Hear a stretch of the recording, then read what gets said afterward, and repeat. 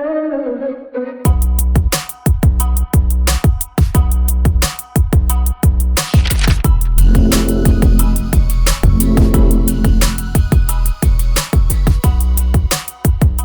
Guys, this is अमन और आज हम लोग कैल्क की वीडियो में देखेंगे कि कैसे हम लोग किसी भी स्प्रेडशीट के अंदर के डेटा को, किसी भी टेबल को फॉर्मेट कर सकते हैं। फॉर्मेट का मतलब सजाना, उसमें चीज़ें ऐड करना, बैकग्राउंड कलर, बॉर्डर, ये सारी चीज़ें जो हम लोग राइटर में किए थे वो अब कैल्क में देखेंगे। और कैल्क की बहुत इंपॉर्टेंट चीज़ें जो थी वो हमने ऑलमोस्ट कवर कर ली हैं। फॉर एग्जाम्पल हम लोग ने सारे फंक्शंस कवर कर लिए हैं जितने इंपॉर्टेंट होते हैं, और जो हमारे कैल्क के एक्सक्लूसिव फीचर्स हैं जो बाकी सॉफ्टवेयर्स यानी राइटर और इम्प्रेस में नहीं होते, वो वाले सॉफ्टवेयर, वो वाले टूल्स भी हमने देखे हैं। तो ये वाले ऑप्शंस अगर आपने अभी तक वीडियोस नहीं देखी हैं, ये सारे ऑप्शंस आप नहीं जानते हैं, तो ऊपर आई बटन में हमारी पूरी प्लेलिस्ट है, उसमें जाइए और पूरी वीडियो ध्यान से देखिएगा। और 2x पे देखिएगा तो बहुत जल्दी 1 घंटे के अंदर ही कवर हो जाएगा सारा।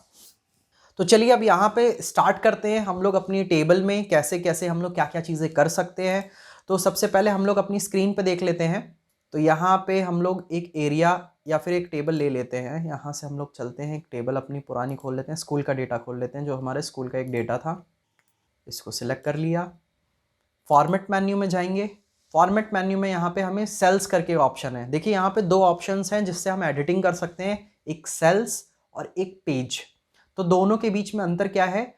जो सेल वाला ऑप्शन है ये हमें विजुअल होगा, ये सेल टू सेल आप अप्लाई कर सकते हो एक पर्टिकुलर सेल में भी और सब में।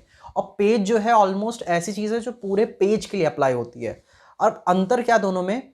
ये हमें विजुअल, जो हमें एक्सेल शीट के अंदर स्प्रेडशीट्स हैं, इन सब में जो एडिटिंग हम करेंगे वो हमें दिखाई देगी सेल्स की वजह से। पर प्रिंटिंग में अगर हमें कोई एडिटिंग करनी है कि प्रिंटिंग के दौरान ये सारी चीज़ें प्रिंट होके आए, तो हम लोग पेज का इस्तेमाल करेंगे। तो आई होप दोनों में आपको अंतर समझ में आ गया होगा कि अगर अभी हमें सॉफ्टवेयर फॉर्म में रखना है यानी सॉफ्ट कॉपी के फॉर्म में, इसमें कुछ एडिटिंग करनी है, सेल्स में जाएंगे। हार्ड कॉपी के लिए हमें पेज में जाना है। ओके।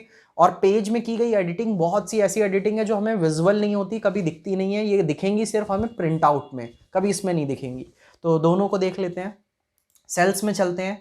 सेल्स के अंदर देखिए सबसे पहले हमें दे रखा है यहाँ पे ऊपर टैब है नंबर्स करके। तो ये बहुत इंपॉर्टेंट वाला टैब है। इससे क्या होता है वो ध्यान दीजिएगा कि यहाँ से हम यूनिट बदल सकते हैं। मान लीजिए कि कोई डेट है, जैसे मैंने यहाँ पे एक नंबर, जैसे कुछ भी लिखा, जैसे 73 है, तो यहाँ पे 73 क्या है? ये स्पीड है, टाइम है, रुपए है, पैसा, करेंसी, क्या चीज़ है?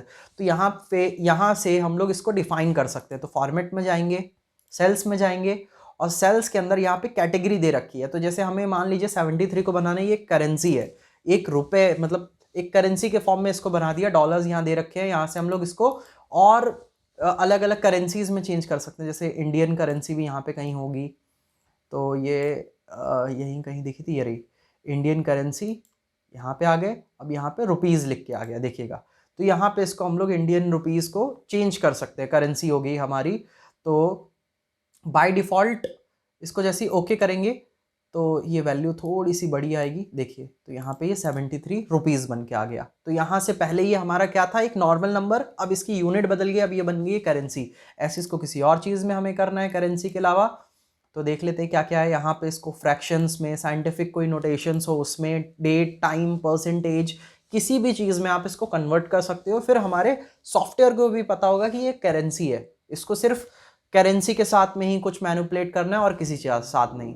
तो करेंसी के पर्पस के लिए या किसी भी और यूनिट को चेंज करने के लिए यहाँ से हम लोग ये ऑप्शन लेते हैं। फिर आ जाइए फॉन्ट्स में।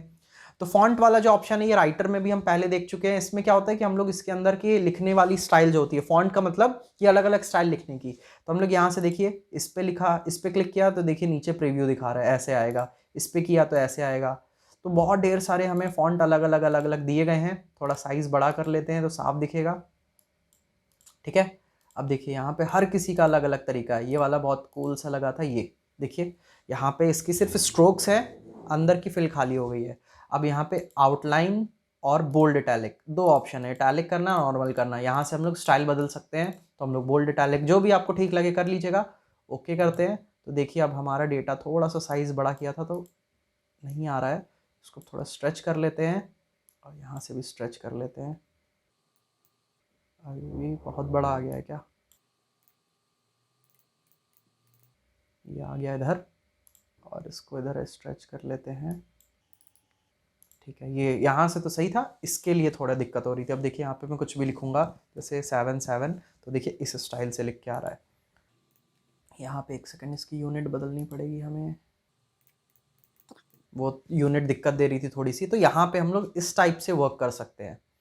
अब फिर से चलते हैं फॉर्मेट में, सेल्स में। एक साथ ही हम जितने एरिया सेलेक्ट करेंगे उन सब में अप्लाई हो सकता है। एक साथ अगर हम सब में करेंगे अप्लाई तो सब में अप्लाई होगा, ठीक है। अगर आपने राइटर पढ़ा है तो ये चीज़ आप जानते ही होंगे। अब फॉन्ट के बाद फॉन्ट इफेक्ट में आ जाइए। जैसे फॉन्ट कलर, क्या कलर देना चाहते हैं फॉन्ट का, तो मैंने पूरा सिलेक्ट कर लिया रेड। फिर यहाँ ओवरलाइनिंग, ओवरलाइनिंग होती है कि किसी भी फॉन्ट के ऊपर आने वाली लाइन, स्ट्राइक थ्रू उसके ऊपर से निकलने वाली लाइन, और अंडरलाइन नीचे आने वाली लाइन। तो तीनों को लगा लेते हैं, इसको बोल्ड कर लेते हैं, इसको, और यहाँ पे इसको डबल कर लेते हैं, कलर सबका बदल देते हैं।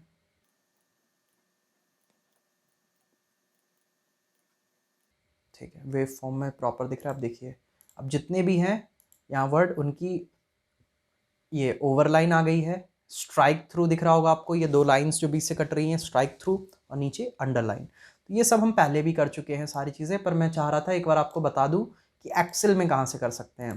फिर सेल्स में चलते हैं और देख लेते हैं क्या क्या फीचर है। अलाइनमेंट, अब किसी भी चीज़ को आप अलाइन करने के लिए लेफ्ट राइट ऊपर नीचे कैसे करना है, यहाँ एक और मस्त फीचर दे रखा है, देखिएगा। इससे हम लोग थोड़ा सा एंगल बदल के ओके करेंगे, सब कुछ एक सर्टेन डिग्री पे रोटेट हो जाएगा, टिल्ट हो जाएगा। तो ये वाला फीचर भी आप ज़रूर ट्राई करिएगा। फिर और आगे देख लेते हैं और क्या क्या फीचर्स हैं। तो यहाँ पे इंडेंट विंडेंट, हॉरिजॉन्टल, जैसे सेंटर आपने दे रखा है हॉरिजॉन्टली सेंटर में, और वर्टिकली भी आप चाहते हो ये कैसे आ जाए, टॉप में, मिडिल में, तो मिडिल में। तो सारी चीज़ें अपने अपने सेल्स के एकदम बीच में आ जाएंगे। तो अभी टिल्ट हो रखा है इसीलिए नहीं दिख रहा है, तो इसका ये टिल्ट वाला इफेक्ट हटाते हैं तो सारी चीज़ें आपको पूरे सेल के एकदम बीच में दिखेंगे। तो इसको 0 कर लेते हैं यहाँ से और ओके कर लेते हैं। देखिए हर चीज़ एकदम परफेक्टली बीच में आ गई। देखिए इसको, देखिए यहाँ पे आपको प्रॉपर समझ में आएगा। तो यहाँ पे पैरी जो लिखा हुआ है ये ऊपर वर्टिकली और हॉरिजॉन्टली एकदम बीच में आया है। और देखते हैं और क्या क्या ऑप्शंस हैं इसके अंदर देखने को मिलेंगे। फॉर्मेट में चलते हैं, सेल्स में चलते हैं, और फिर आगे है बॉर्डर। पूरे बॉक्स में अगर हमें बॉर्डर लगाना है उसके लिए दे रखा है, तो हम लोग हर तरफ बॉर्डर लगाना चाहते हैं, सिर्फ एक साइड, जैसा भी आपको बॉर्डर लगाना है ये यहाँ से हम लोग अपनी स्टाइल सिलेक्ट कर सकते हैं किस टाइप का लगाना है। बॉर्डर की स्टाइल कैसी होनी चाहिए, डॉटेड में हो या कैसे हो, विड्थ कितनी होनी चाहिए, तो विड्थ हम थोड़ी सी बढ़ा सकते हैं, कलर बॉर्डर का जो चाहिए वो दे सकते हैं। और ये पैडिंग है कि बॉर्डर और लिखी हुई चीज़ के बीच में कितना गैप होना चाहिए, तो पैडिंग आप थोड़ी बहुत बढ़ा सकते हैं। और यहाँ शैडो के लिए भी ऑप्शन दे रखा है, चलिए शैडो भी लगा लेते हैं, ग्रे कलर, ठीक है, ग्रे अच्छा लगता है। डिस्टेंस थोड़ी सी कि शैडो कितनी दूर क्रिएट हो, कितने पास में क्रिएट होनी चाहिए, जितनी दूर शैडो जाएगी उतनी ही डेप्थ हमें लगती है एक ऑब्जेक्ट और पीछे वाली सरफेस के बीच में। तो ओके कर देते हैं। देखिए यहाँ पे ये शैडो ग्रे कलर का इसने ट्राई किया बनाने का, बाकी बॉर्डर आ गया हर जगह, ऊपर नीचे दाएं बाएं, ये सारी प्रॉपर्टीज़ हमारी ऐसे लग जाती हैं। ओके, अब वापस से चलते हैं सेल्स में, बॉर्डर के अलावा बैकग्राउंड में आ जाते हैं। तो यहाँ कलर देना या कुछ देने के लिए, तो यहाँ कलर कुछ देना चाहते हैं, यहाँ क्लिक कर दीजिए, ओके कर दीजिए, पूरे बैकग्राउंड में वो कलर आ जाएगा।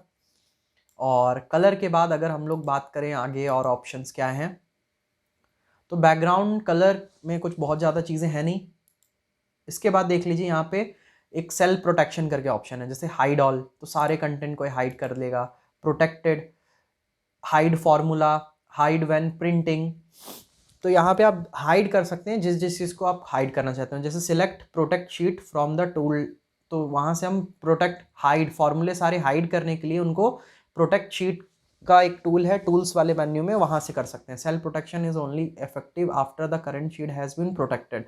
तो ये सेल प्रोटेक्शन वाला ऑप्शन यही बता रहा है। यहाँ पे हम लोग बेसिकली थोड़ा बहुत हाइड अनहाइड करने वाली चीज़ें कर सकते हैं जितने भी सिलेक्टेड ऑप्शन उनके साथ, पर ये काम कब करेगा प्रॉपरली, जब हम लोग इसकी सेल प्रोटेक्शन वाला ऑप्शन एक्टिवेट कर देंगे। अब ये कहाँ से होता है एक्टिवेट, तो टूल्स में जब हम जाएंगे यहाँ पे सेल प्रोटेक्शन करके ऑप्शन आपको कहीं दिखेगा, प्रोटेक्ट शीट, प्रोटेक्ट स्प्रेडशीट, तो काफ़ी ऑप्शंस हैं। तो प्रोटेक्ट शीट में आ गए, यहाँ पे हम पासवर्ड लगा सकते हैं और क्या क्या चीज़ें सामने वाला, अगर आप किसी को दे रहे हो कभी अपना ये फाइल, तो सामने वाला किस पॉइंट पे एक्सेस कर पाएगा, और एक्सेस करने के बाद भी क्या क्या चीज़ें उसको अलाउ होंगी, यहाँ से आप कर सकते हैं। जैसे डिलीट कर सकता है रो कॉलम, इंसर्ट कर सकता है row column, select protected cells को सिलेक्ट भी कर सकता है और अनप्रोटेक्टेड सेल्स को भी सिलेक्ट कर सकता है। तो ये आईडी और यूज पासवर्ड आप डाल दोगे तो ये फाइल प्रोटेक्टेड हो जाएगी।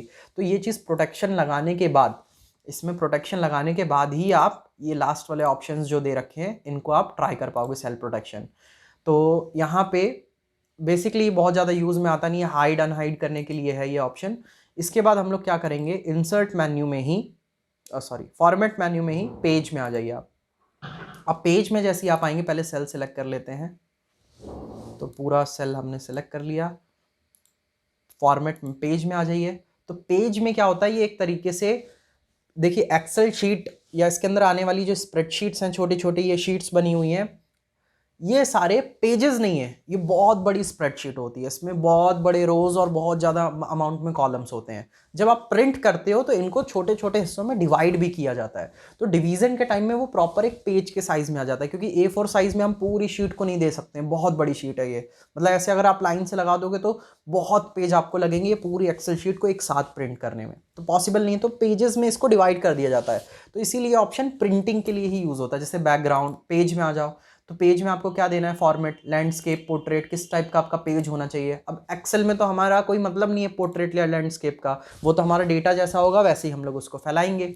तो लैंडस्केप, पोर्ट्रेट दे रखा है। इसके बाद साइज दे रखा है। साइज का क्या मतलब है, तो ये मतलब तभी है जब हम प्रिंट करा रहे होंगे तभी ये सारी चीज़ ज़रूरत पड़ेगी। तो ये सारे ऑप्शन हमने राइटर में कवर किए कि प्रिंट कराते एक पेज की क्या क्या प्रॉपर्टी होती है, ये सारी चीज़ें आपके राइटर में मिल जाएंगी। पेज की प्रॉपर्टी चेंज करने के लिए बॉर्डर हो गया, या अभी भी देखा है बैकग्राउंड कलर। अब देखिए यहाँ बिट मैप का ऑप्शन है, उसमें नहीं था। इसको जैसे आप ओके करोगे, देखो बिट मैप में हमने क्या किया कि बैकग्राउंड में एक हमने इमेज लगा दी थी, पर वो हमें दिख नहीं रही है। तो मैंने जैसा आपको बताया कि यहाँ पे हमें प्रिंट प्रीव्यू में जाना पड़ेगा। देखिए प्रिंट प्रीव्यू ऑप्शन कहाँ पे है, ये रहा। प्रिंट प्रीव्यू में जाना पड़ेगा। रीज़न प्रिंट प्रीव्यू में जाने का क्या है कि प्रिंट प्रीव्यू में ही हमें प्रिंटेड सेल्स जो हमने पेज में डिफाइन किए हैं वो प्रॉपर्टी दिखेंगे। तो यहाँ कलर के ऊपर ओवरले कर रहा है शायद, तो एक काम करते हैं, पहले इस कलर को हटा देते हैं। अब ये नॉर्मल हो गया। अब यहाँ चलते हैं फॉर्मेट में, पेज में, पेज के अंदर बिट मैप में कोई इमेज लगा देते हैं, ओके कर दिया। तो देखिए पेज में तो आएगा नहीं, एक्सेल शीट में मैंने बताया था ये आना चाहिए प्रिंट प्रीव्यू में। तो देखिए अब पूरा डेटा हमारा कहाँ पे आ रहा है, प्रिंट प्रीव्यू के अंदर। इसको जूम करके देख लेते हैं। देखिए पूरा डेटा हमारा जूम करके दिखा रहा है। अब ज़्यादा जूम कर रहा हूँ तो पेज छोटा पड़ जा रहा है, सिर्फ एक ही हमारे पास रो आ पाई है। इसको थोड़ा जूम आउट करूँगा तो सब चीज़ आने लगेगा। तो यहाँ से हम सेट कर सकते हैं कि एक पेज में कितना डेटा आना चाहिए, कितना नहीं। तो देखिए यहाँ पे सारी चीज़ें लिखी हुई भी दिख रही हैं पर प्रॉपर नहीं दिख रही हैं। इसीलिए इमेजेस हमें कभी बैकग्राउंड में जल्दी लगानी नहीं चाहिए, या लगाइए तो कॉन्ट्रास्ट वाली लगाइए, तो वर्ड्स और जो आपके पीछे का बैकग्राउंड है वो कभी मर्ज ना हो।